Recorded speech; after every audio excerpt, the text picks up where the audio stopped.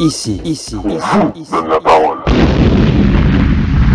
Amis du jour, bonjour, bienvenue chez After TV dans l'émission Parcours. Aujourd'hui, c'est une émission un peu spéciale. Comme vous le savez, on est en collaboration avec Loïc sur des émissions sur le monde animalier. Dans la semaine, on a perdu tragiquement une personne du monde animalier. Bonjour Loïc, Bonjour Elvis. je te laisse la parole.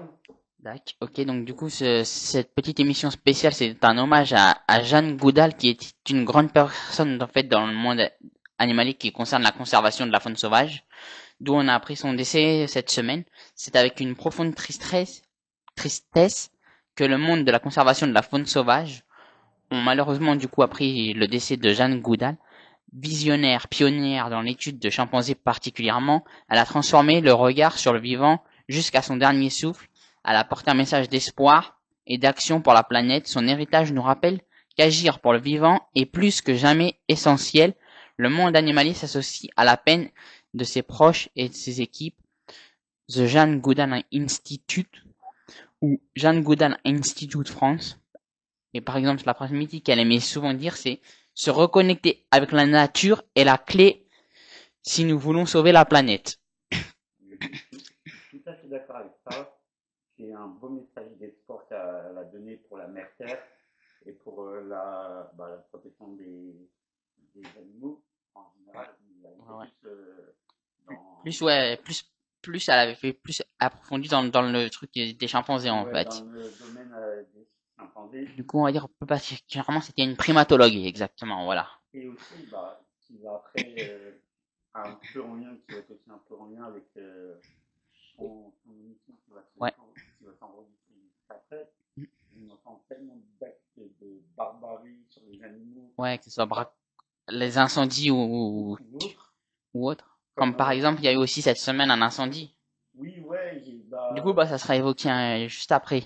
et justement, même, et ce qu'on n'entend pas beaucoup parler aussi, c'est la maltraitance pour les singes et tout ça, leur, Oui, leur façon d'être. ouais, d'être braconné en fait, C'est ça. tout simplement. Il y a, Après, il n'y a pas que si non, on il y va a dans pas ce que. sens-là. Non, il n'y a pas que, c'est vrai. Nous, on entend plus parler des gros Après, il y a animaux. 3 espèces qui sont plus souvent braconnées que d'autres. C'est le rhinocéros, le lion et l'éléphant. Ah, Ce sont les 3 animaux les plus braconnés du territoire africain. oui, ouais. Et aussi, des fois, Bon, après, ça peut arriver qu'il y ait des singes, mais c'est très rare. C'est rare. Le plus, on va dire, c'est dans les certaines zones, en fait. En fonction de la zone géographique, tu t'adaptes à l'animal que tu vas te trouver, on va dire. Oui, ouais. Mais le plus, ces animaux qui sont faits déjà abattre en Afrique sont, comme je viens de te citer à l'écran, là. Mais justement, tu vas nous apporter plus de réponses dans ton interview d'après. Ouais. Mais j'ai juste une petite question au niveau des lions. Est-ce qu'ils sont plus, est-ce, est-ce qu'ils sont plus en danger quand ils passent du monde de la captivité au monde à leur habitat naturel ou ils sont pas, ils ont autant de danger que les autres? Après, pour le moment, il n'y a pas encore eu d'expériences comme ça qui ont été faites. Donc, pour le moment, on va dire la réponse. Allez, on va dire, T'as pas de réponse j'ai pas de réponse que je peux, ou approfondie pour te répondre là-dessus. Ouais. Mais je pense que de toute façon, déjà, comme chaque animal qui sera relâché dans la nature, automatiquement, t'as un processus et tout de suivi derrière. Oui, ouais. Ça se fait pas comme ça, hop, peut-être que je te lâche comme ça, puis démerde-toi en fait. Et puis même De toute façon, ils ont un suivi vétérinaire et tout en fait. Parce qu'ils sont équipés de puces GPS. Ouais, ils sont traqués, savoir où ils Ouais, sont en même et temps. puces GPS ou traceurs GPS en fonction de l'animal, ça s'appelle pas pareil en fait. Oui, ouais, selon l'animal. Et c'est vrai que sur cette terre, on a besoin des animaux.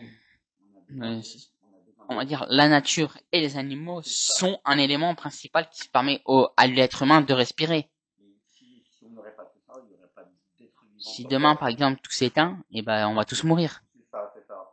Mais il y a de plus en plus justement de causes, on va dire, et naturelles et provoquées par les humains qui forment l'extinction de certaines espèces animalières. Ouais. Mais bon, après, il faut dire que l'animal le plus cruel au monde, faut pas croire, genre, comme les gens disent, ouais, c'est le requin, ou le lion, ou vice-versa, l'éléphant, l'hippopotame, ou quoi que ce soit. L'animal le plus cruel, en fait, c'est l'homme. Voilà, c'est ce que je veux dire. Parce que c'est lui qui détruit tout. C'est ça. Il détruit son environnement, il détruit l'environnement des animaux, il pollue la planète, C'est ça.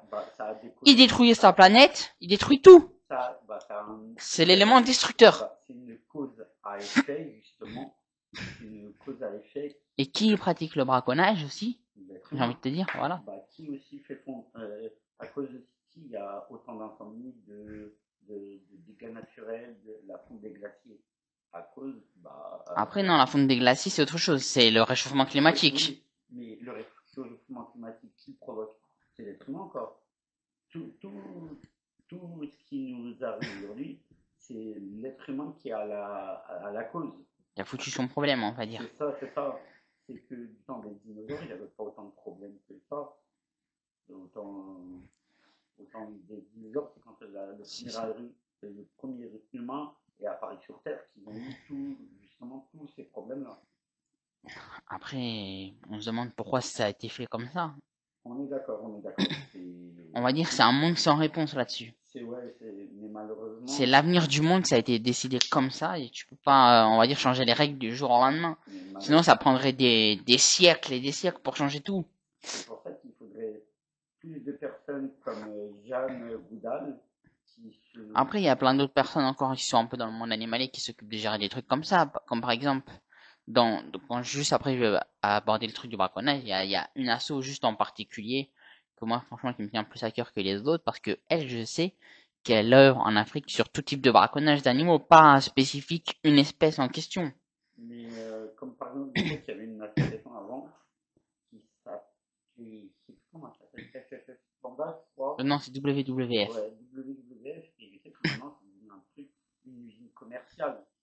Ouais, mais après, du coup, normalement, du coup, le truc que je vais te parler juste après dans mon émission de cette ONG, en fait, c'est que eux déjà, en fait, leur truc, c'est qu'ils ont des trucs en France et ils ont aussi des trucs là-bas sur le territoire africain, donc du coup, et là-bas, en Afrique, ils gèrent tout type de missions. Pas que genre sur l'éléphant, le lion, le rhinocéros, ils vont cibler en fait, c'est les gouvernements, les gouvernements qui les préviennent, pour leur dire, bah tiens, aujourd'hui, tu dois intervenir au Maghreb parce qu'il y a des problèmes avec les lions du Sahara, je sais pas, tu vois. Et hop, demain, on va taper. Ah bah, faut que tu interviennes en Namibie, il y a un problème avec des éléphants, tu vois. Ouais. En fait, c'est les chefs gouvernementaux avec les autorités locales qui les préviennent des zones où ils doivent intervenir, en fait. Ouais. Et justement, pour savoir, comment peut-on faire si on veut devenir bénévole dans leur assaut pour Après, sauver du la coup, planète? bah ça, de toute façon, ça sera un petit peu plus détaillé et tout après dans le truc, Ouais. juste après, mais après, de toute façon, après, non, mais même. On va dire, en fait, bah, déjà, même, du coup, la personne du coup, on a commencé à parler en tout début, la Jeanne Goudal, elle a connu ces gens-là et tout, en fait. Elle a eu une petite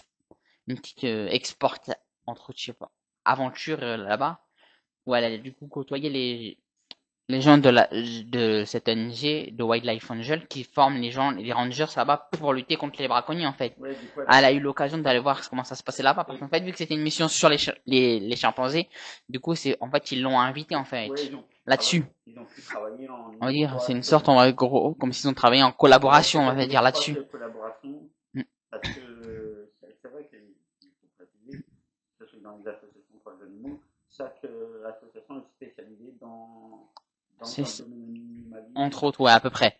Et même aussi à préciser que cette association Wildlife Angel a été connue, entre autres, plus ou moins, grâce à une saison au zoo, parce que une équipe du zoo de la Flèche est partie là-bas en mission aussi avec eux.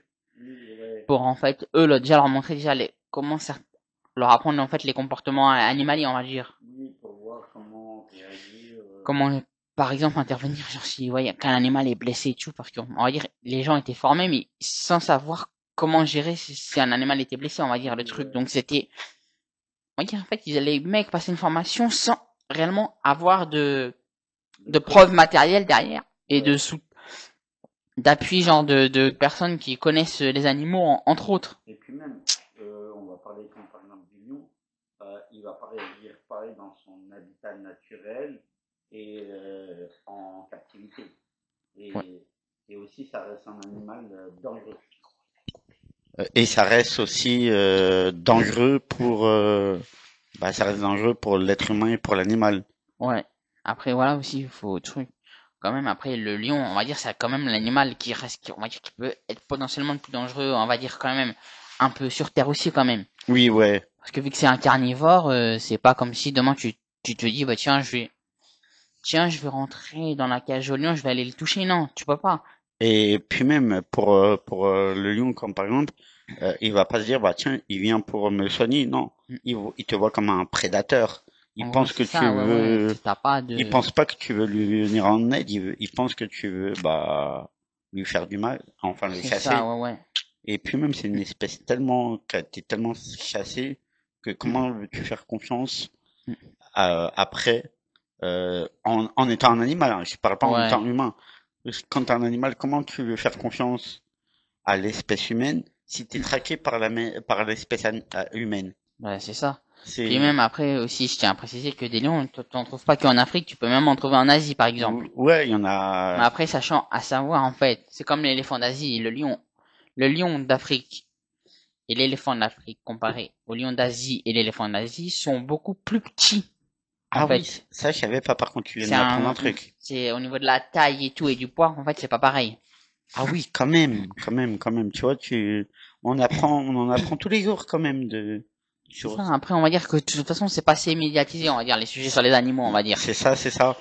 Comme on fait que de le lire, mis à part une saison aux zoo, Qu'il y a eu, mais que ça a été quand même coupé par le gouvernement. ça y est encore. Je suis tombé Ouais, dans. c'est des rediffusions, Ah, c'est c'est des des émissions qui rediffusions. sont déjà passées, en fait. Ah, ok. Qui repassent, en fait. C'est pas des émissions neuves. Et, Parce qu'en fait, genre, ils se sont arrêtés au bout de, je sais plus, de la 13e ou 14e saison, tu vois.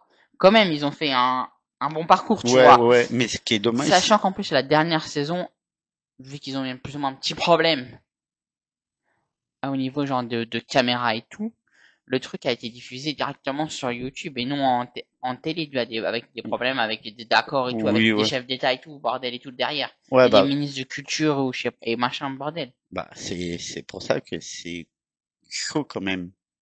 Après, ça va, heureusement que du coup, bah, de toute façon, bah, même maintenant, du coup, je vous invite du coup à aller suivre la chaîne YouTube du Zoo de la Flèche qui, eux, continuent en fait à diffuser l'émission, on va dire.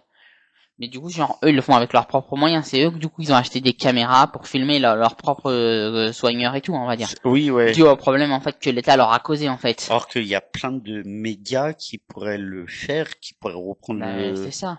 le relais. Mais Co- du coup, ouais, non, suite à des problèmes et tout, avec dû à l'État et machin et tout, bidule, ceci, cela, les procédures, hein, après, que ça prend pour entamer les trucs, au Ouais. niveau des contrats, la rémunération, c'est tout ça le problème après Ouais, derrière. c'est C'est ça, ça. c'est parce On va que, dire c'est le travail obscur, en fait, ça se voit pas devant. C'est en derrière, oui, en c'est amont, parce que il faut avoir le matériel, c'est ça, il ouais, ouais. faut, il faut s'occuper de la logistique, Ouais, c'est ça. Après, de, faut faire les du, montages, c'est les ça. coupages. Et c'est du travail. Ça se fait pas C'est en un ça. claquement de doigts, par exemple, on va dire. C'est ça, c'est ça. Nous, on le voit bien chez Artap, on voit le boulot que c'est de, on Ça voit, prend du temps, en ouais, fait. Ça se fait pas on voit, en 5 minutes, on va dire. En on, 5 minutes, tu peux pas dire, bah tiens, aujourd'hui, on va tourner une séquence, je sais pas, on va dire sur la plaine africaine. Et hop, juste après, tu vas poster la vidéo. Non, tu peux pas. Il faut voir comment les images elles ont été captées, ouais, machin. Si genre faut retaper un peu le son, tu vas modifier des trucs. oui, Mais ouais, tu fais pas, tiens, hop, oui, non, tiens, tu tombes comme ça. ça se fait pas du jour au lendemain. Je vois très bien que, comme par exemple, nous, chez Artap, je vois le travail qu'il a Majid à faire. Ça prend des heures et des heures de travail. Bah, c'est sûr, après, C'est, c'est comme, c'est partout pareil, je pense, on va ouais, dire. c'est partout pareil. Même quand je pense les médias quand ils interviennent dans des concerts ou autres pour filmer après le temps que ça soit diffusé et tout. Ouais, Pourquoi oui, genre oui. ça met un certain temps entre le temps que genre t'as vu ton concert et qu'après le truc passe à la télé. Pourquoi? C'est le temps de bien réajuster tout pour faire les montages, machin, C'est ça. ceci, cela. C'est pour ça prend le temps, on va dire. C'est le travail obscur. Ouais, le travail dans l'ombre. C'est Parce ça. qu'on voit juste, on se dit, ah oui, c'est bien, Ouais, ouais, c'est vrai. Tiens, les gens ils sont filmés, machin, oui, c'est ça, bidule, on voit mais les caméras, on voit pas les gens on voit pas les caméramans en fait, ouais. mais Non, et tous les autres personnes en fait. on voit juste les images de caméra, mais on se doute pas que derrière, ça mobilise enfin, un bon Plusieurs équipes, nombre, un ouais, bon nombre d'équipes en fait. un bon C'est nombre d'équipes entre l'ingé son ouais, qui va s'occuper des micros, voilà, le bah ouais, caméraman, la euh, sono et la tout. sono, Mm. celui qui tient la perche Bah aussi c'est pour le ça, tout le micro. monde en fait. C'est C'est, une grande tout ça. C'est bon, on va dire sans tous ces gens-là, demain tu peux rien faire. c'est ça, c'est ça. Et ce qui est magique, c'est les collaborations entre les zoos et les médias. Mm. C'est magique. Ouais, bah comme on a pu avoir l'occasion et tout Oui, ouais. le 25 septembre dernier, bon malheureusement on a eu des petits problèmes un peu techniques entre autres. Du Oui, coup on a ouais. dû se filmer avec un téléphone, mais Non, bon. mais mais il n'y a pas eu que ça. C'est qu'il y a aussi, on n'avait pas beaucoup de temps. C'est que de base, on devait faire Après, ouais, bon, une après un une imprévu. interview plus poussée. On n'a pas eu le Après, temps ouais, mais aussi. après, l'inconvénient du monde animalier, c'est que C'est ça. t'es pas à l'abri d'un imprévu. Bah On oui, va dire, ouais. c'est ça. C'est ça, c'est ça. C'est pour ça, C'est tu peux pas te que dire demain, hop, bah tiens, je vais faire ça, et et t'arrives hop sur le lieu, ah bah merde, hop, on peut pas parce qu'il y a eu un problème, tu vois. ben, ça arrive Tu à peux tout le monde. pas, tu peux pas savoir. Ça, après, ça arrive à tout le monde. Après, C'est c'est le truc animalier, tu sais pas comment c'est fait. oui, ouais. C'est pour Et c'est ça. vrai que c'est compliqué pour Mm. que ce soit pour les directeurs ou les soigneurs. Ouais. Euh, On va comme dire ils en ont plus, ouais, vu que sachant qu'ils étaient bien organisés dans leur journée après de tout changer le truc ou- à la ou- dernière minute. bah les plannings, c'est dur de C'est modifier. chiant, on va dire, de t'adapter à la dernière minute, en fait, aux Oui, choses. ouais. C'est sûr que Ouais. il faut aussi voir tout ça. Voilà. Mais j'espère qu'il y aura des prochaines collaborations dans d'autres lieux où il y a Bah, des après, pour le moment, j'ai déjà eu des petits retours et tout, parce que du coup, quand même, les zoos ont communiqué avec leur réseau et tout. ouais. Entre autres, le réseau des zoos, on va dire, entre autres. Et j'ai déjà eu, par exemple, des contacts et tout avec les zoos, mais pour le moment, du coup, je préfère un peu qu'on se pose un peu Oui, tranquillou ouais.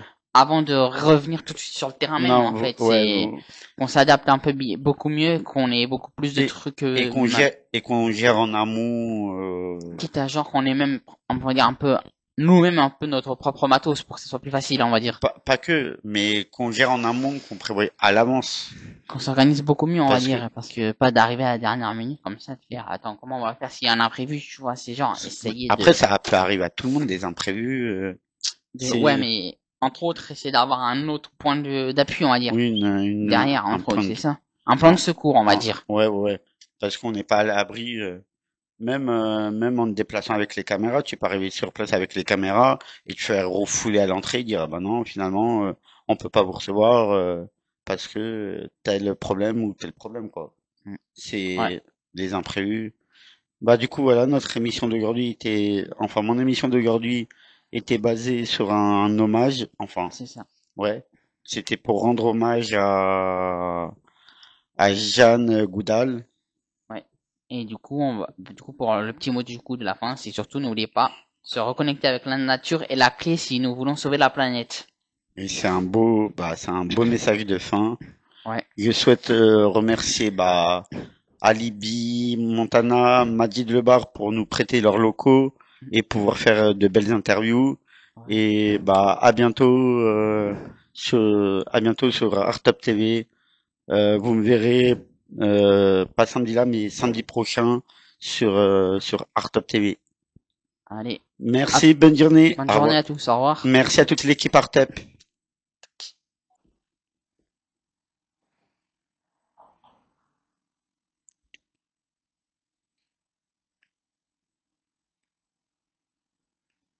Alors bonjour à tous et bienvenue du coup dans l'émission Anime Zoveto. Aujourd'hui du coup on va avoir l'honneur de parler sur le braconnage qui va concerner on va dire entre autres sur 3 animaux particulièrement les plus braconnés et surtout dû à une association et une ONG qui lutte contre le braconnage qu'on voit juste ici, Wildlife Angel en particulier, qui ont tout type de missions pour tout type d'animaux et tout. Voilà. Alors du coup, avec Elvis à mes côtés qui est en assistant. Bonjour et merci de me recevoir sur le plateau. Du coup, alors le braconnage, qu'est-ce qu'on entre autres on peut principalement dire en mettant le braconnage. Ouais, parce que c'est un grand sujet. Alors, le braconnage est la chasse, la pêche ou la capture illégale d'animaux sauvages, souvent en en violation des lois sur la protection de la faune. Il peut inclure le prélèvement d'espèces protégées, la chasse hors saison ou l'utilisation de méthodes interdites comme des pièges ou des poisons. Le braconnage est souvent motivé par le commerce illégal de produits animaux euh, comme l'ivoire, les cornes des rhinocéros ou la peau. Et il est menacé la il menace la biodiversité en mettant en danger des espèces déjà vulnérables.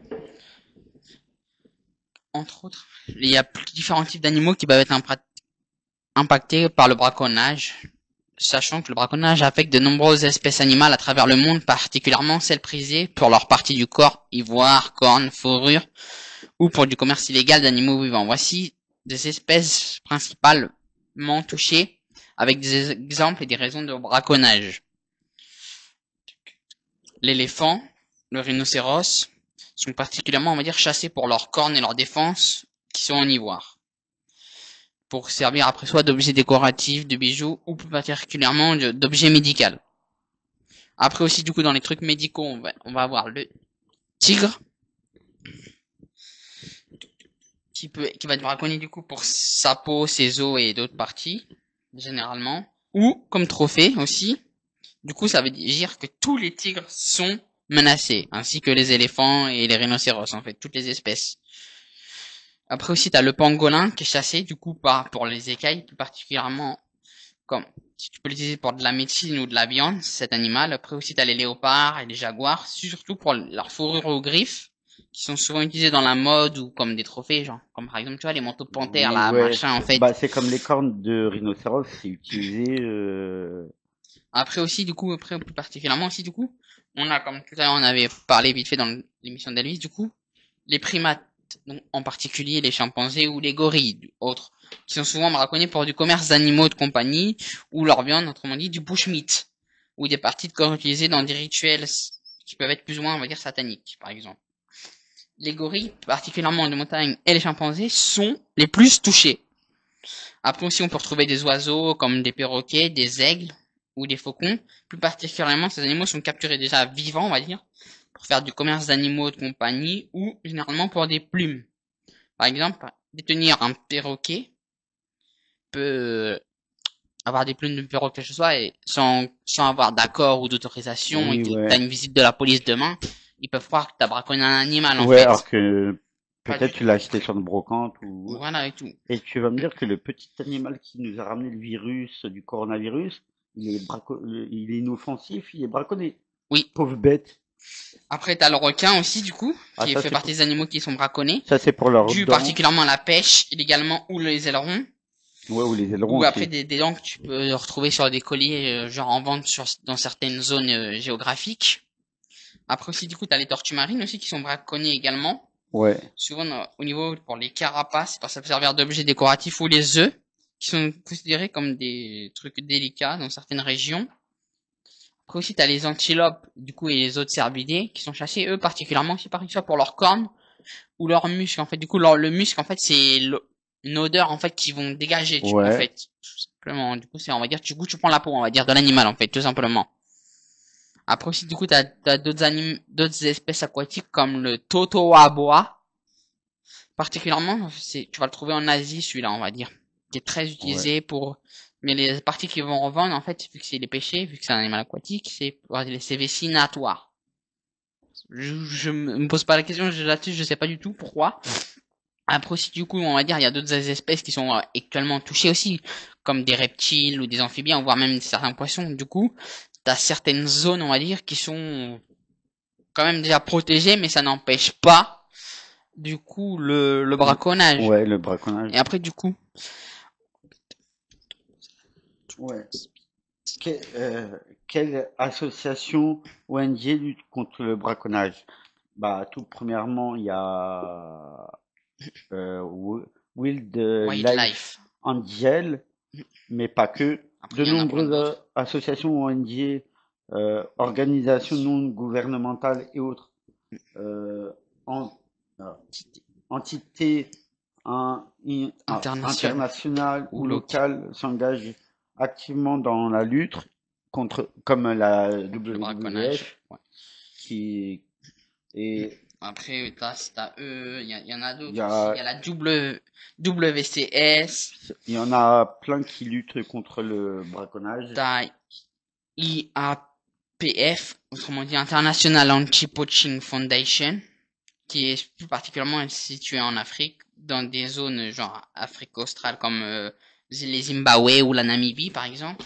Après aussi, t'as Africano Wildlife Foundation, qui, autrement dit le raccourci c'est AWF. Après aussi, t'as une ONG spécialement concernée sur le braconnage des rhinocéros, qui veut dire en même temps tu peux retrouver des rhinocéros en même temps aussi sur le continent asiatique, faut Oui, savoir. ouais, t'as pas que sur le Donc du coup, continent. et le nom de cette ONG, c'est Save the Rhino International. Ou du coup, après, genre, si vous voulez savoir plus de leur parcours et tout, on a un petit site et tout dessus qu'on peut vous citer, c'est saverrhino.org. Du coup, cette ONG. Après aussi, du coup, t'as les CITES, donc dans des trucs sur les conventions internationales sur les espèces et de la faune, machin, et de la flore, qui sont menacées d'extinction. Après, du coup, t'as aussi, il y en a d'autres des ONG, comme par exemple, pour les trucs, les animaux aquatiques, Sea Trapper Conservation Société, qui s'occupe plus particulièrement de la protection marine, en fait, celle-là. Ouais. On va dire, du coup, eux, ils ont tendance à s'occuper, genre, de tout ce qui est les braconnages sur les tortues, les requins, entre autres, pour éviter la pêche illégale, on va dire, là-dessus. Ouais. Comme ça. Justement, en parlant de pêche Après aussi, du coup, on va dire, une asso qui lutte, entre autres, plus ou moins un peu là-dessus, c'est la LPO, qui, eux, pour lutte de protection contre les oiseaux, on va dire. Ils luttent pour la protection des oiseaux, ces gens-là. ouais. Mais il y a aussi la gendarmerie, la Mais police après, de et toute tout. façon, tous ces gens-là, après, travaillent avec les Oui, c'est autorités ça. dans les fonctions de zone où ils peuvent se trouver, on va dire. Parce que j'ai vu un reportage il y a pas si longtemps que ça, de personnes qui faisaient de la pêche illégale et qui se sont fait contrôler. Ils avaient pas de papier pour attester, du coup, Ouais. ils ont été obligés de laisser la marchandise sur place et ils se sont pris une amende parce que justement l'espèce de poisson qu'ils avaient pêché était une espèce protégée. À savoir qu'après, du coup, les risques ou les peines pour actes de braconnage varient en fonction de la zone où c'est fait, par exemple. En France, du coup, tout ça c'est protégé par le code de l'environnement et du coup un code pénal, donc notamment aussi le code de la chasse, la pêche et protection des espèces protégées. Donc du coup, les sanctions peuvent varier en fonction de l'infraction. Par exemple, une chasse illégale, du coup, hors saison ou sans permis ou sur des espèces protégées, l'amende maximale peut aller monter à 3750 € d'amende, qui s'appelle une infraction de chasse sans, plus particulièrement, qui va être catégorisée en infraction de chasse sans permis ou période interdite, particulièrement article L428-1 du Code de l'environnement. Pour les espèces protégées, les amendes peuvent atteindre 15 000 € et aller jusqu'à 1 an de prison. Article 415-3. En cas de braconnage aggravé, exemple, usage de pièges interdits ou chasse dans une réserve naturelle, les peines peuvent aller jusqu'à 7 ans d'emprisonnement et 150 000 € d'amende si l'infraction cause des dommages graves à la biodiversité. Après, t'as la pêche illégale, donc du coup, c'est une pêche sans autorisation ou sur des espèces protégées, par exemple les anguilles, peut entraîner des amendes de 1500 à 22 500 € selon l'ampleur des dégâts.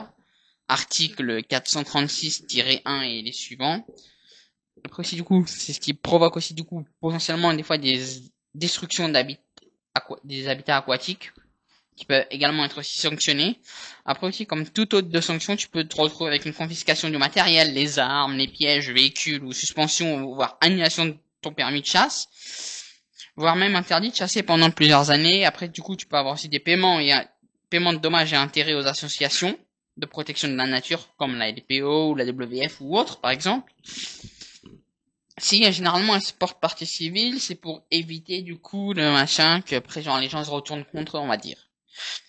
Après, du coup, plus particulièrement, généralement, ces contrôles sont appliqués par les offices français de la biodiversité ou la gendarmerie ou des gardes forestiers. Les sanctions sont souvent alourdies si du braconnage a lieu dans des zones protégées comme le parc national des Cévennes ou des réserves naturelles. À l'échelle internationale, par contre, les sanctions peuvent varier selon les juridictions et les contextes. Par exemple, en Afrique, pour un acte de braconnage sur éléphant ou rhinocéros, la peine peut aller de 7 ans, voire 25 ans, prison, et des amendes de plusieurs milliers de dollars. Par exemple, en Afrique du Sud, la législation prévoit des amendes jusqu'à 100 000 rands, environ 5 000 €, et des peines de prison. Dans certains cas, les rangers ont l'autorisation de tirer sur des braconniers en cas de menace directe, comme par exemple le mot utilisé shoot to kill, comme dans des parcs protégés comme le Kruger par exemple. Et après certains réseaux, sinon ça peut être des réseaux de trafic pour de la contrebande ou tout, ou par exemple organisés par de la mafia, donc c'est une sorte de crime organisé. Après aussi du coup t'as l'Asie, du coup c'est la Chine. L'Asie, en Asie, exemple Chine, Inde, en Inde, la Wildlife Protection Act acté en 1972 prévoit jusqu'à 7 ans de prison et des amendes pour le braconnage des tigres ou d'autres espèces protégées. En Chine, le braconnage des pandas ou des pangolins peut entraîner des peines de 10 ans à la perpétuité pour les cas graves, surtout si liés au commerce international en lien avec La cité soit donc qui a été cité un peu plus haut plus lourd au début dans l'interview. Après du coup c'est machin. Du coup en fait autrement dit c'est la convention internationale sur le commerce machin et tout. Après les risques qui peuvent être non juridiques pour les braconniers par exemple, on va dire sont souvent ils peuvent en lire. Eux, par exemple, en allant chasser, ils vont se retrouver, malheureusement, pris au piège, en vouloir, par exemple, s'attaquer, je sais pas, sur un éléphant ou un rhinocéros, d'autres espèces animales peuvent venir les attaquer, on va dire. Du coup, Oui, c'est ouais. eux qui vont se retrouver pris pour cible, en fait. Comme dans un reportage que j'ai regardé il y a pas longtemps, t'avais un groupe de braconniers qui était parti, faire du braconnage. C'est en Afrique ou en Afrique du Sud, je sais plus. Ils étaient partis braconner le rhinocéros et ils se sont fait attaquer par une meute de lions. Après, du coup, donc là, du coup, en gros, plus particulièrement, on va rentrer dans les trucs plus précis, du coup. Et après, on va avoir quelques anecdotes à la fin. Et du coup, là, les espèces les plus principalement touchées sont, du coup, comme on peut le voir en tout début, le rhinocéros, l'éléphant et le lion. Donc du coup, on va commencer par l'éléphant. Du coup, les éléphants, à savoir, du coup, ces géants, souvent majestueux, se divisent en 3 espèces principales, chacune avec des caractéristiques distinctes et des habitats spécifiques. Du coup, on va présenter un petit aperçu sur les différentes espèces d'éléphants. On a du coup l'éléphant de l'Afrique de savane, avec le nom scientifique Loxodonta africana. C'est l'espèce du coup la plus grande et la plus répandue en Afrique. On la retrouve dans les savanes, les prairies et les zones semi-arides de l'Afrique subsaharienne. Au niveau des caractéristiques, c'est un corps massif avec de grandes oreilles en forme d'Afrique pour pour qu'il le dissipe de la chaleur. La peau souvent ridée et une trompe longue. Les mâles et les femelles possèdent bien des défenses, bien que leur taille varie. Après du coup les tailles et les poils. Les mâles peuvent mesurer jusqu'à 4 mètres au garrot et pèsent entre 4000 et 7000 kilos. Les femelles étant légèrement plus petites. Comportement du coup, les éléphants vivent généralement en troupeaux matriarcaux composés de femelles et leurs petits. Ils sont connus pour leur intelligence et leur mémoire exceptionnelle. Et du coup, le danger qui pèse sur eux, c'est par exemple le braconnage pour les voir ou des fois la perte d'habitat aussi. Après aussi, on a l'éléphant d'Afrique de forêt. Cette espèce est beaucoup plus petite et vit dans des forêts tropicales humides d'Afrique centrale et occidentale, notamment dans le bassin du Congo. Les caractéristiques, c'est que du coup, les plus petits sont cousins de la savane. Il a des oreilles plus rondes et ses défenses droites et fines, adaptées à la navigation en forêt dense. Sa peau est du coup beaucoup plus lisse.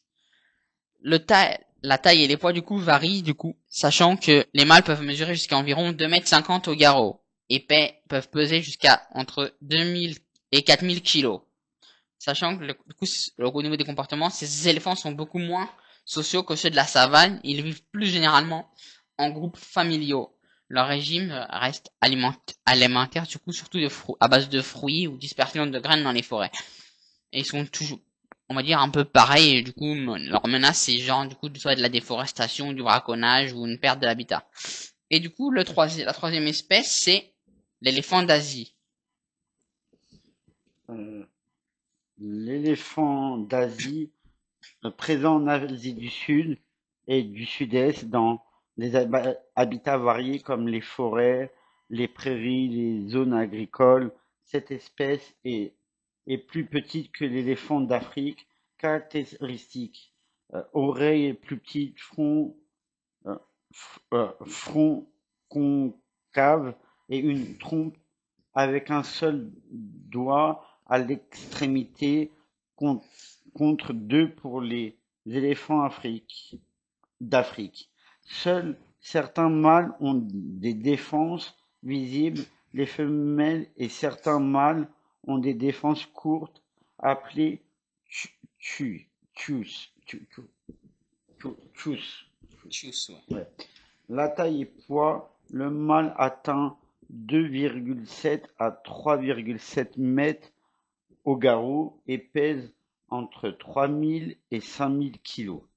Comportement, ils vivent en groupe matriarcal, mais les mâles adultes sont souvent solitaires. En Asie, ils ont une importance culturelle et religieuse, souvent utilisés dans des cérémonies ou pour le travail. Menaces, perte d'habitat due à l'agriculture et aux infrastructures, conflits avec les humains et braconnage. Après, donc, du coup, on va dire en gros, pour le coup, essayer de conserver toutes ces espèces qui sont également menacées.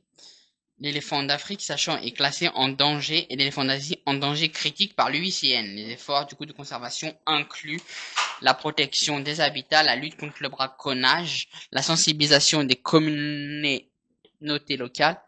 En gros, du coup, pour résumer, on va dire, bien que les éléphants partagent souvent des traits communs comme l'intelligence ou leur structure sociale, leurs différences physiques et écologiques reflètent leur adaptation à des environnements variés. Protéger ces espèces est crucial pour préserver la biodiversité ainsi que l'équilibre des écosystèmes. Du coup, maintenant, on va phase 2, qui est les rhinocéros. Et avant d'entamer le rhinocéros, j'ai une petite anecdote. Une fois, Booba, il est parti en concert en Afrique et il a voulu, tu sais, aller dans les habitats naturels des éléphants. Et tellement ils sont apeurés par le braconnage, t'as un éléphant qui s'est mis à charger Booba en pleine savane. Et cette vidéo-là, vous pouvez la retrouver, soit sur les réseaux ou sur YouTube. Ok, donc après, donc, du coup, les rhinocéros sont aussi, comme l'éléphant particulièrement, un mammifère herbivore. Parmi, du coup, les créatures les plus emblématiques de la faune mondiale, il existe en tout 5 espèces principales de rhinocéros réparties entre l'Afrique et l'Asie. Chacune, du coup, avec des caractéristiques uniques et des habitats spécifiques. Du coup, on va faire un petit récapitulatif vite bref. On a, du coup, le rhinocéros blanc, originaire d'Afrique australe. Le rhinocéros blanc a la plus large et la plus grande des 5 espèces et se distingue par sa large gueule adaptée au pâturage. On le trouve principalement dans les savanes et prairies d'Afrique du Sud, de Namibie et du Zimbabwe. Il existe 2 sous-espèces. Le rhinocéros blanc du Sud, dont la population est relativement stable, et le rhinocéros blanc du Nord, aujourd'hui considéré comme fonctionnellement éteint, avec seulement 2 femelles survivantes en captivité. Son nom blanc vient d'une mauvaise traduction du terme African White. Ça fait large, en référence, dû à sa bouche. Après aussi, du coup, t'as le rhinocéros noir, également présent, du coup, aussi en Afrique. Ce rhinocéros qui concite du coup le rhinocéros noir, vit particulièrement dans les habitats plus variés, comme des broussailles ou des forêts sèches. Contrairement au rhinocéros blanc, il a une lèvre supérieure, pointue, adaptée pour saisir des feuilles et les branches, menacé du coup par le braconnage également pour sa corne. Sa population a dramatiquement chuté, bien que des efforts de conservation aient permis une légère augmentation dans certaines régions comme en Tanzanie et au Kenya aussi. Après, une autre espèce du coup de rhinocéros, le rhinocéros indien, trouvé plus particulièrement dans le nord-est de l'Inde ainsi qu'au Népal. Le rhinocéros indien se distingue par sa peau plissée qui lui donne une apparence de blindage, par exemple. Il possède une seule corne comparé du coup à son confrère le rhinocéros d'Afrique. Grâce à des mesures de protection du coup strictes, sa population autrefois au bord de l'extinction a rebondi avec environ 3700 individus aujourd'hui. On peut particulièrement du coup le retrouver dans des zones comme les prairies ou des marais auprès des rivières. Après aussi du coup t'as le rhinocéros de Sumatra qui est du coup la plus petite espèce et la plus menacée vivant dans des forêts tropicales denses de Sumatra et Bornéo. Unique parmi ces rhinocéros, il est souvent couvert de poils roux et possède 2 cornes. Avec moins de 80 individus restants, il est en danger critique, principalement à cause de la déforestation et du braconnage. Autrement dit aussi en Asie, tu peux retrouver le rhinocéros de Java. Autrefois répandu en Asie du Sud-Est, le rhinocéros de Java est aujourd'hui confiné au parc d'Ujung Kulon à Java, en Indonésie, avec une population estimée à moins de 75 individus. C'est l'une des espèces les plus rares au monde, comme le rhinocéros indien, mais il a une seule corne aussi et une peau plissée, mais il préfère les forêts tropicales et humides. Au niveau du coup, ce qui concerne la menace et la conservation, toutes les espèces de rhinocéros sont confrontées à des menaces principalement majeures, dont le braconnage pour leurs cornes.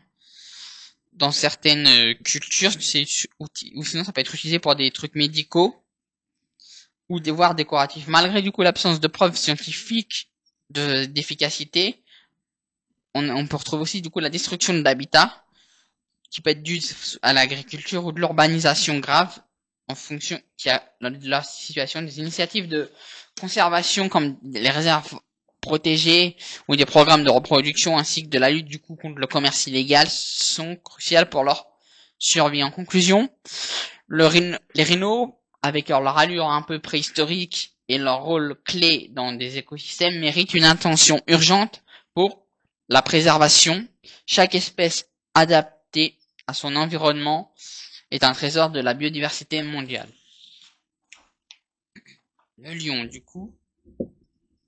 Alors, on passe à la troisième espèce la plus menacée, les lions. Panthère léo sont parmi les félins les plus emblématiques, mais leur diversité est souvent méconnue. Voici un texte sur les différentes espèces, sous-espèces des lions, basé sur les connaissances actuelles. Les différentes espèces et sous-espèces des lions. Les lions appartiennent à l'espèce Panthera leo, mais ils sont divisés en plusieurs sous-espèces, chacun adapté à des environnements spécifiques en Afrique et en Asie, bien que les distinctions génétiques et métamorphologiques soient parfois subtiles. Ces populations présentent des caractéristiques uniques. Voici les principales sous-espèces reconnues. Lion d'Afrique. Panthera leo. Qui veut dire du coup c'est son nom scientifique. Cette sous-espèce regroupe particulièrement la majorité des lions vivant en Afrique subsaharienne. On distingue plusieurs populations régionales, chacune avec des traits spécifiques. Le lion de l'Afrique de l'Est, présent dans des pays comme le Kenya, la Tanzanie ou l'Ouganda, ce lion est souvent caractérisé par une crinière moins dense adaptée au climat chaud. Ils vivent principalement dans des savanes comme le Serengeti où ils chassent en groupe des proies comme des zèbres ou des gnous. Après, t'as le lion d'Afrique australe, trouvé en Afrique du Sud ou au Botswana, Ou en Namibie, ce lion a une crinière beaucoup plus épaisse et un corps plus robuste. La population du parc national de Kruger est un exemple notable. Le lion de l'Afrique de l'Ouest, une population bien en danger critique vivant dans des régions comme le Nigeria ou le Sénégal. Ces lions sont plus petits, avec une crinière moins développée et leur population est estimée à seulement quelques centaines d'individus. Lion d'Asie. Panthera leopersica, aussi appelé lion gris. Cette sous-espèce ne se trouve plus qu'en Inde, dans les forêts de Gir au Gujarat, autrefois répandu en Asie occidentale. Il a vu son aire de répartition se réduire dramatiquement. Les lions d'Asie se distinguent par une crinière moins fournie que celle des lions d'Afrique, une bande de peau plissée sur le ventre, absent chez leurs cousins d'Afrique. Le lion de Katonga. Une population réduite environ de 600 à 700 individus en 2023, mais en augmentation grâce aux efforts de conservation.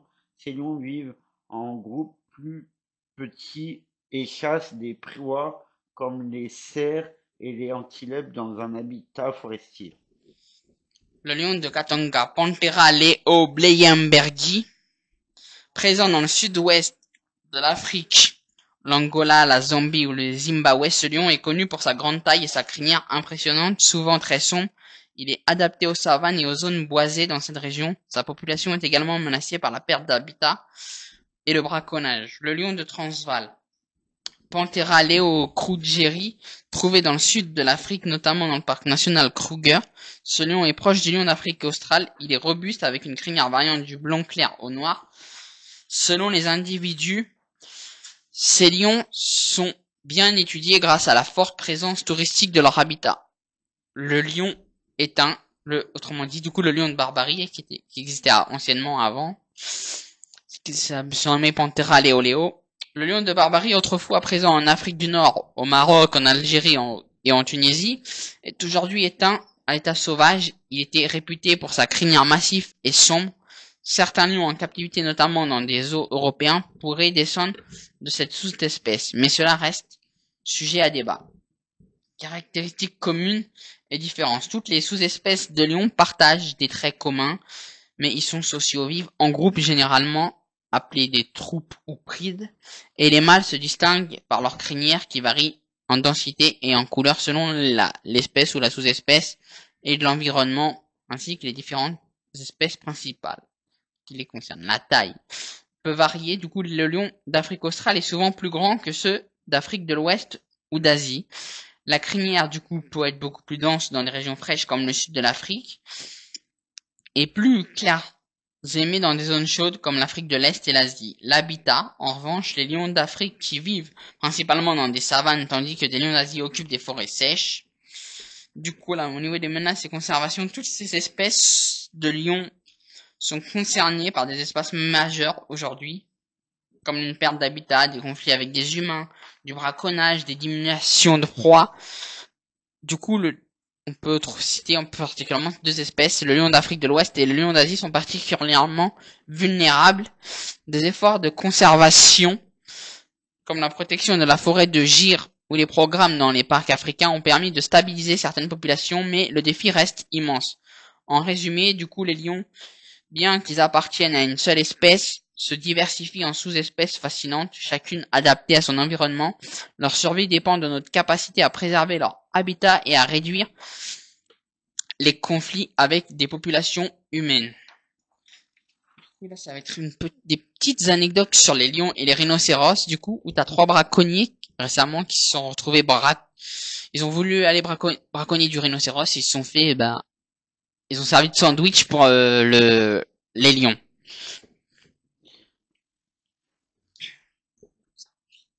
Ok. Du pain, des armes, que des restes humains ont été découverts sur le territoire des lions, l'une des réserves d'Afrique du Sud. C'est en fin de journée, le 3 juin dernier, que les armes et les restes humains des 3 braconniers ont été découverts à Sibuya, une réserve d'Afrique du Sud. Selon la presse locale, les 3 hommes qui étaient apparemment sur place pour braconner du rhinocéros auraient été dévorés par un clan de lions lundi matin alors que qu'ils patrouillaient dans la zone. Les chiens de l'unité anti-braconnage ont réagi à quelque chose d'inhabituel, mais ce n'est que mardi après-midi que un crâne a été découvert sur le territoire des Lions.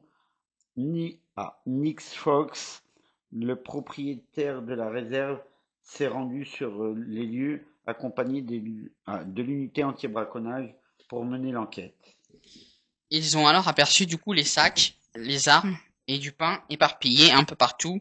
Des restes humains étaient aussi clairement identifiables, a indiqué Nick Fox au journal sud-africain Herald Life.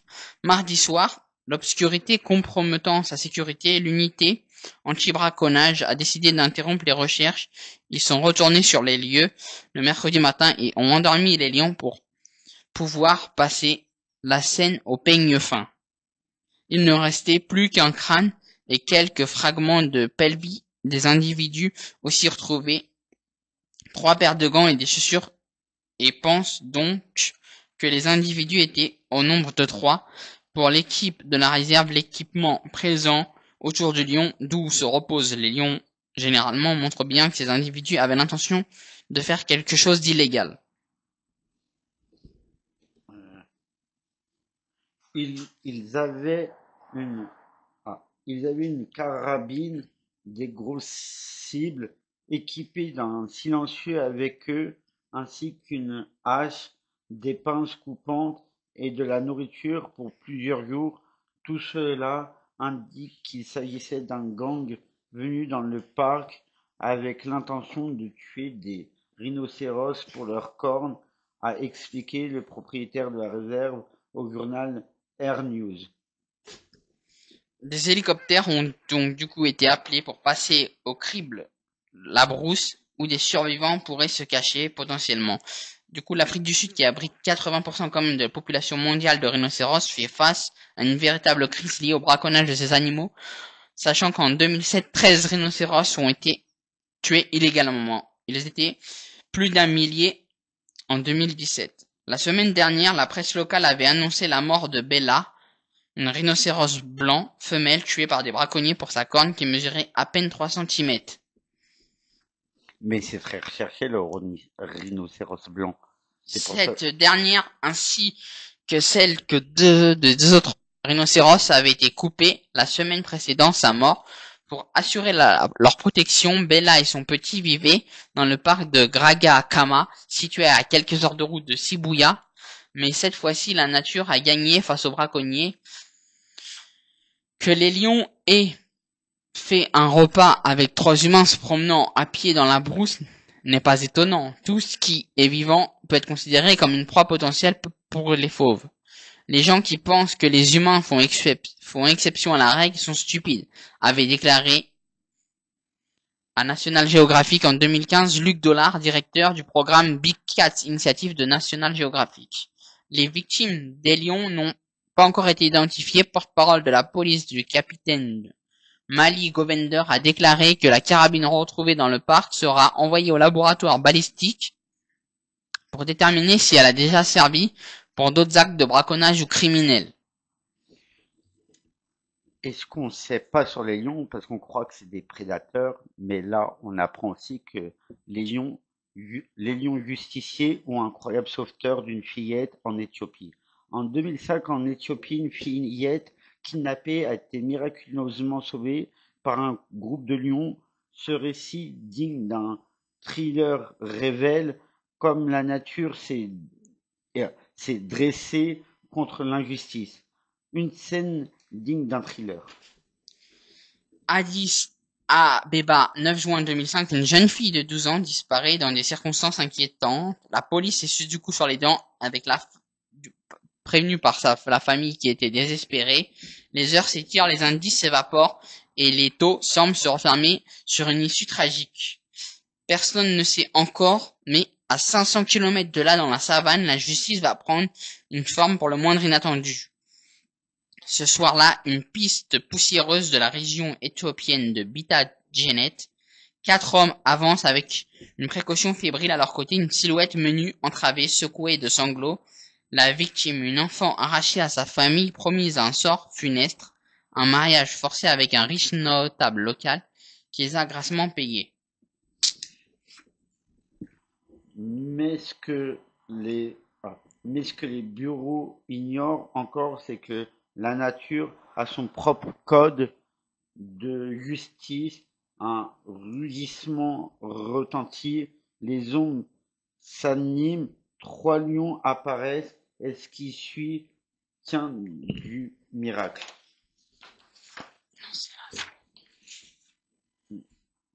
Non, l'enlèvement, une, une proie pour des prédateurs. Tout commence quelques jours plus tôt, lorsque la jeune fillette quitte son école pour rentrer chez elle. Elle ne sait pas que des hommes l'observent depuis plusieurs jours, tapis dans l'ombre. Leur plan est huiler, l'arracher à sa routine, l'éloigner, la livrer contre un poignée de billets. Un enlèvement est exécuté avec une précision effroyable. En quelques minutes, la fillette est maîtrisée, bâillonnée, conduite loin de la ville. Elle est séquestrée dans un endroit reculé, attendant que le silence et l'oubli fassent leur œuvre.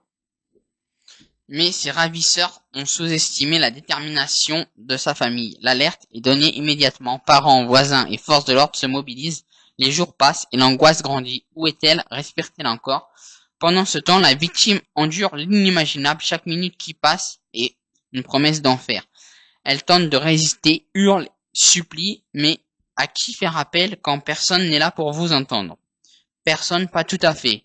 La loi de la savane, autrement due à une attaque de lion, c'est dans la savane que tout bascule, alors que les ravisseurs se déplacent leur proie pour échapper aux recherches. Ils font une erreur fatale, du bruit, beaucoup trop de bruit. Les cris de la fillette résonnent à travers les plaines, se mêlant au bruissement du vent et au battement feutré des prédateurs nocturnes. 3 lions rôdent dans les parages et soudain l'impensable se produit. L'un des fauves surgit du haut des herbes. La panique est instantanée. Les ravisseurs, pris de terreur, abandonnent la fillette et fuient comme des rats, quittant le navire en flammes. Ils courent, trébuchent, s'éparpillent derrière eux le souffle des lions. Ce devait être une sentence, un règlement de compte bestial. Mais, contre toute attente, la fillette reste indemne. Mieux encore, les lions ne la toucheront pas. Pendant 2 jours entiers, ils montent la garde autour d'elle, la préservant comme si elle était l'une des leurs. Pourquoi ne l'ont-ils pas attaquée? Les experts en éthologie avancent plusieurs hypothèses. L'une d'elles, les cris de détresse de l'enfant auraient pu ressembler à un appel d'un lionceau perdu déclenchant un instinct protecteur. Une autre hypothèse plus pragmatique est que les lions, répus d'une chasse récente, n'avaient tout simplement pas faim. Quoi qu'il en soit, leur présence a suffi pour sauver une vie. La traque et la capture. 2 jours plus tard, les secours finissent par retrouver la trace de la fillette. Lorsqu'ils arrivent sur place, les lions s'éloignent calmement. Mission accomplie. Les ravisseurs, quant à eux, sont moins chasseux. Rattrapés par la police après une traque effrénée, ils sont arrêtés et conduits devant la justice. Leur crime, enlèvement avec circonstances aggravantes. En Éthiopie, le mariage forcé reste une plaie sociale, bien que de plus en plus de combats par les autorités et la société civile se cassent. Cette spectaculaire par son dénouement deviendra l'un des symboles de lutte contre ces pratiques barbares. La petite fille et ses anges gardiens, lorsqu'elle est ramenée auprès des siens, la fillette est encore sous le choc.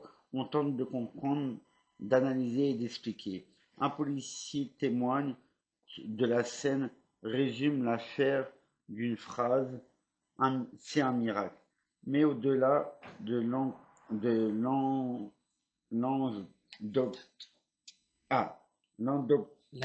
l'anecdote fascinante, cette histoire soulève des questions. C'est vrai que c'est construit. Pourquoi les lions ont été plus compatissants que des hommes? Pourquoi une enfant de 12 ans a-t-elle dû compter sur la nature plutôt que sur la société censée la protéger? Au fil des jours, la fillette retrouve progressivement son équilibre. Elle parle peu, mais confie un détail troublant. J'ai dormi près d'eux, ils ne m'ont jamais fait peur. Ce que les lions ont vu en elle, eux seuls le savent. La morale d'une histoire hors du commun, la justice des hommes a fait son œuvre, mais celle de la nature a frappé en premier. D'un côté, les prédateurs humains guidés par la cupidité et l'ignominie, de l'autre, des fauves maîtres de leur territoire qui, pour une raison défie l'entendement, ont joué le rôle de protecteurs. Au final, cette histoire n'est pas seulement celle d'un miracle, c'est un rappel brutal d'une vérité crue. Parfois, les monstres n'ont pas de crocs, mais parfois, les sauveurs ont des griffes. Et ce qu'il faut retenir de cette histoire, c'est que la nature reprend ses droits de plus en plus, et que des fois on pense que c'est des animaux dangereux, mais au final, si tu les traites bien, ils peuvent être reconnaissants envers toi. Ouais. Une petite anecdote aussi du coup sur l'éléphant. En réaction au braconnage, de plus en plus, des éléphants naissent sans défense au Mozambique. Des chercheurs tentent de déterminer la génétique responsable de l'absence de défense chez certains éléphants.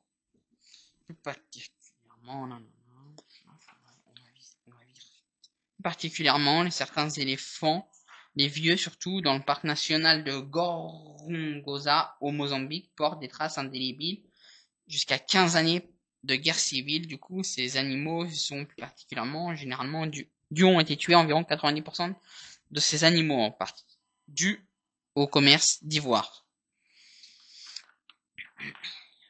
Il y a des dizaines d'années environ, 4000 pachydermes vivaient encore à Gorongosa, selon Joyce Poole, spécialiste du comportement des éléphants et exploratrice nationale géographique qui étudie ces animaux dans le parc. Mais après la guerre civile, il ne se comptait plus qu'en centaines. Dans sa nouvelle étude qui n'a pas encore été publiée, la scientifique révèle que sur les 200 femelles adultes connues du parc, 51% de celles qui ont survécu après la guerre, âgées de 25 ans minimum, sont dépourvues de défense, tout comme 32% des femelles nées après la guerre. Les éléphants de Mozambique ne sont du coup plus les seuls concernés par cette tendance à l'absence de défense. De changements similaires ont été observés chez des éléphants femelles survivantes et leurs petits dans des pays ayant une histoire fortement marquée par du braconnage. En Afrique du Sud, la pratique qui a eu des répercussions particulièrement extrêmes au début des années 2000, 98%, soit 174 éléphants femelles du parc des éléphants d'Aldo n'avaient pas de défense. La fréquence de l'absence de défense chez les éléphants d'Aldo a vraiment été remarquable. Elle démontre l'importante pression exercée par le braconnage et n'a pas pour seule conséquence une diminution du nombre d'éléphants au sein de la population, déclare Ryan Long, éthologue à l'université d'Idaho et explorateur national chez National Geographic. Les conséquences de changements aussi radieux chez les populations d'éléphants commencent seulement à être étudiées. Et du coup, concernant l'incendie qu'il y a eu peu. Alors, les éléphants, antilopes et rhinocéros ont été menacés. Du coup, l'armée a été déployée pour lutter face aux incendies qui ravageaient une réserve namibienne. 34% du parc national d'Etosha en Namibie a été détruit par des flammes. Il abritait 114 espèces de mammifères. Un joyau de la Namibie est en proie de flammes depuis le 22 septembre. Près d'un tiers du parc national d'Etosha, situé dans le nord de ce vaste pays d'Afrique australe, a été détruit par de violents incendies. Face au drame écologique, le cabinet du Premier ministre Elijah Nguo'ar a annoncé ce samedi via Facebook le déploiement de plus de 500 soldats supplémentaires pour combattre des flammes, ainsi que 2 hélicoptères. D'autres régions voisines se mobilisent leurs ressources pour stopper ainsi les feux qui ont ravagé 775 163 hectares, soit 34% du parc.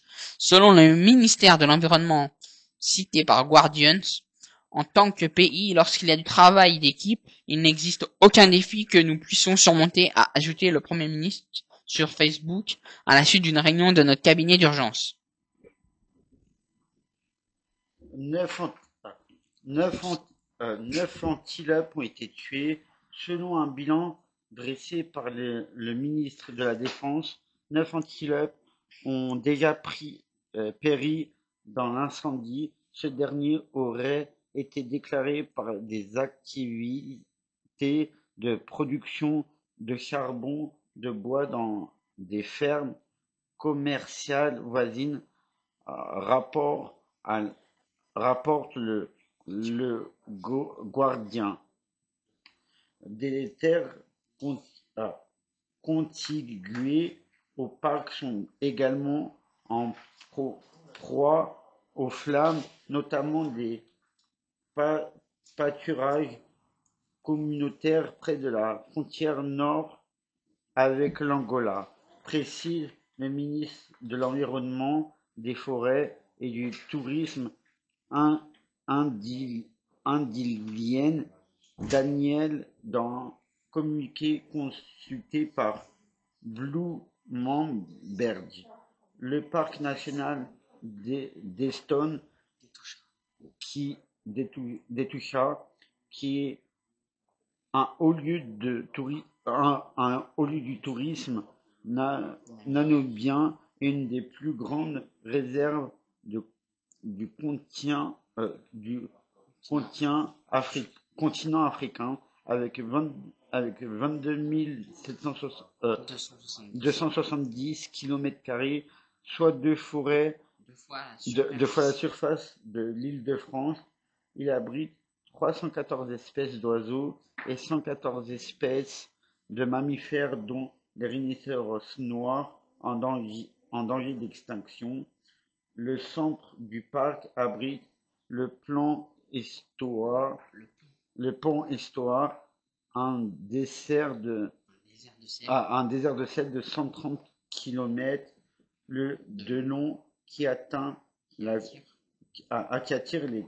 des colonies de flamants roses durant la saison des pluies.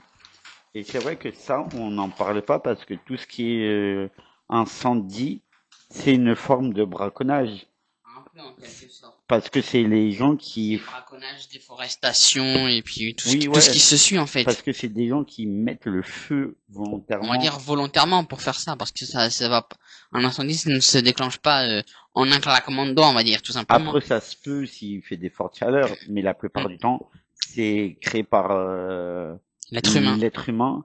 Et comme tu as pu le dire dans cette émission, on entend plus parler du rhinocéros, du lion, du guépard et tout ça qui sont chassés, enfin qui sont braconnés, mais tu as aussi des espèces qu'on entend moins parler, qui sont quand même braconnées. Ouais, c'est ça. Comme le pangolin, j'aurais pas pensé que ça aurait été une... Même Dioja, le requin, je le voyais pas non plus comme ça. Si, le requin, moi je savais parce que c'est pour les colliers de dents et les dents et leur fourrure, non pas leur fourrure, leurs ailerons qu'ils ont sur le dos. Mais c'est vrai qu'il y a certaines espèces animales qui sont inoffensives qu'on pense pas du tout. C'est ça, c'est ça. Et à cause, comme par exemple de ces actes de barbarie, comme les incendies, on, bah, on perd des espèces en voie On d'extinction. perd un grand nombre, en fait, d'espèces animales C'est dû à ça. ça, en fait. Et à cause de ça, il y a des espèces animalières qu'on n'entend plus parler dans le monde entier et qu'on voit plus à cause de ça. Parce que l'être humain pense à détruire toute la Ouais. planète. Du coup, bah, sur ce, on va vous laisser sur ça. Puis c'était, du coup, un plaisir de collaborer à nouveau avec Elvis pour parler, du coup, d'un sujet très sensible, Bah, de qui est même pas pour, assez médiatisé. c'est ça, on est d'accord. Et de même Voilà. pour moi de collaborer sur un sujet aussi qui me plaît et qui touche tout le monde. C'est ça, en fait, ça touche tout le monde, en fait. Vu que ça touche les animaux, ça touche le monde entier. Et Et du coup, je tiens à remercier, du coup, Majid Lebar et Alibi Montana pour nous prêter leurs locaux, ainsi que, du coup, des fois, de temps en temps, potentiellement du matériel pour en cas de potentiel déplacement dans des parcs zoologiques ou potentiellement dans des bureaux d'associations ou d'ONG sur les animaux. Et si je peux me permettre avec un message de fin, euh, c'est l'habit ne fait pas le moine. On pense que quand par exemple un lion est Ouais, dangereux, mais ça peut être aussi un gros nounours. C'est tout dépend comment vous traitez l'animal et c'est comment ça. vous traitez l'espèce. Ouais, c'est ça, c'est ça. On va dire, du coup, Ne, ne se fiez pas aux apparences, tout simplement. oui, c'est ça. Tout peut se jouer comme ça, hein. Même s'ils font les durs, mais ils ont un Même si on cœur, dit genre le lion c'est un carnivore, faut pas se fier à son apparence tout simplement. ils ont un Parce que la cœur, preuve, ils peuvent être protectifs aussi. ils ont un cœur comme les Hein. humains. Ouais, Et quand ils voient qu'il y a du danger, ils sont là en protection aussi. Et merci à toi, ouais, Loïc, de m'avoir reçu dans ton émission. ouais. Et merci à Alibi Montana, à Madid Lebar et à toute l'équipe d'Artup. Ouais. Et on se retrouve bientôt pour de nouvelles émissions.